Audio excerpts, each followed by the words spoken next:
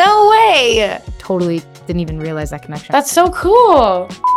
Hi, I'm Alessia Cara, and we're gonna talk food, art, music, and more with Google Arts and Culture. Here we go. Why are deep reds so central to your new album, Love and Hyperbole? The world of deep red felt most appropriate for Love and Hyperbole, just because I feel like both of those elements, both of those sentiments, love and hyperbole feel very deep. It just feels like that color. I have something called synesthesia, which is something that makes me kind of see words and sounds and, certain shapes and colors. And I've just always kind of looked at things that way, especially in my art and my music. So I kind of like to associate certain colors for, the universe that I'm building for each album. And for this album, both of those ideas just felt really deep and dark. Can you share an example of how synesthesia shows up? To me, the day Wednesday looks like an orangey color. And she's a woman, she's an old lady, she's the oldest in all of the days of the week in my mind. I know that sounds crazy, but that's just the truth. Did you know that the painter Vasily Kandinsky also had synesthesia?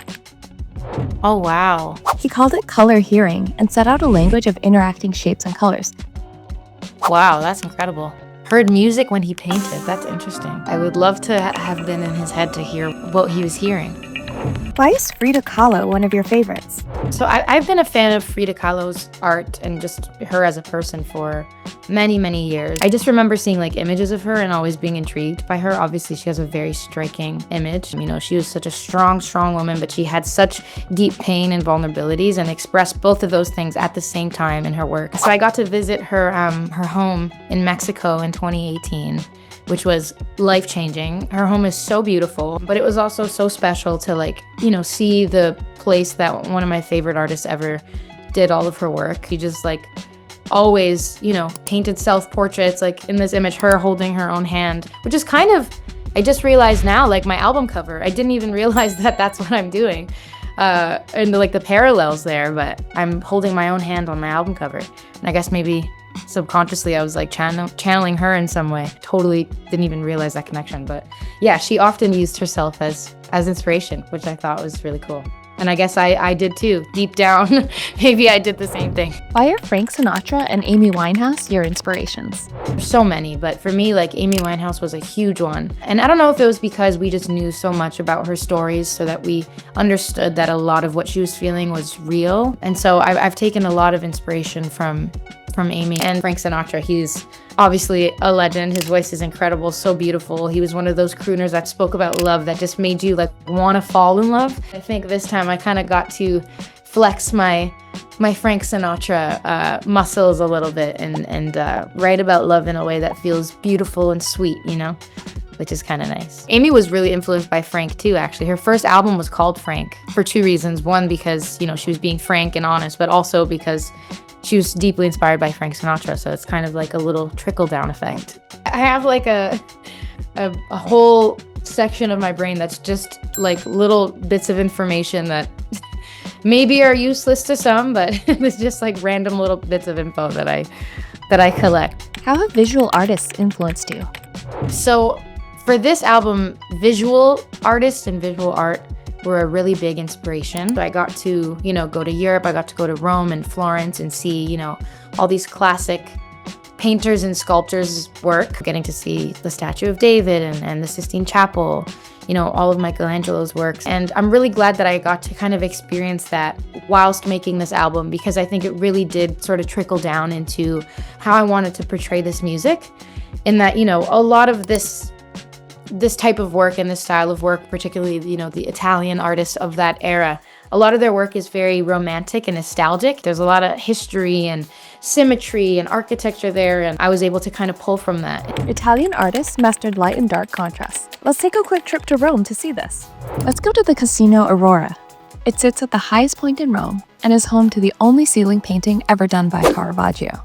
Oh my gosh, that's so cool. Who's known for his use of light and shadow, or chiaroscuro.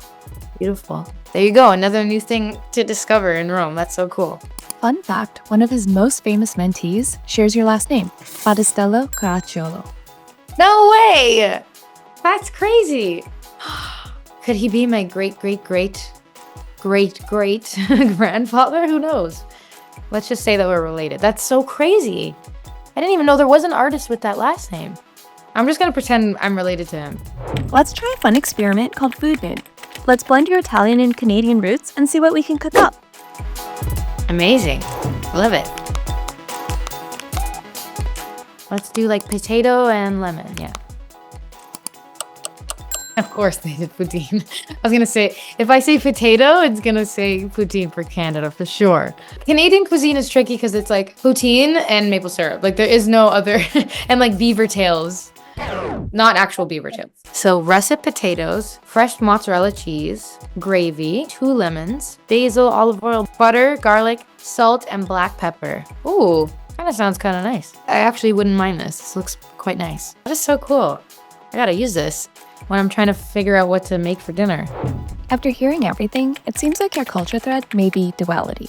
From the passion and pain of Frida Kahlo, the light and shadow of Caravaggio and Caracciolo, the edge and elegance of Amy Winehouse, the love and heartbreak of Frank Sinatra, duality seems like it might be a central theme.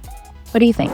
Yeah, 100%. That's pretty spot on. Duality for me has always been something that I've been inspired by in my music and that I've spoken about, but not until this album, or was I ever able to understand how duality can work together. Light and dark and happy and sad, and those things can fuel one another. The biggest lesson I learned in the last 3 years truly was like how to work with contrast in my life. You know, I think for a very long time, I always looked at like pain versus love as like 2 things that were always battling each other in my life. A lot of these, you know, visual artists and filmmakers kind of say truly in a sort of metaphorical sense is how like light and dark actually work in tandem with one another and how you need contrast to create beautiful things. And I really learned how to work with the pain that I was feeling and harness it. And I definitely think on a smaller scale that it's this album, you know, and I'm really, really excited for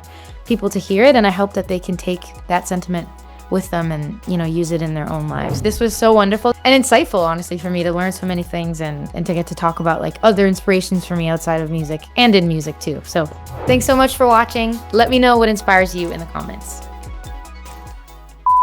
I brought my dog to work today.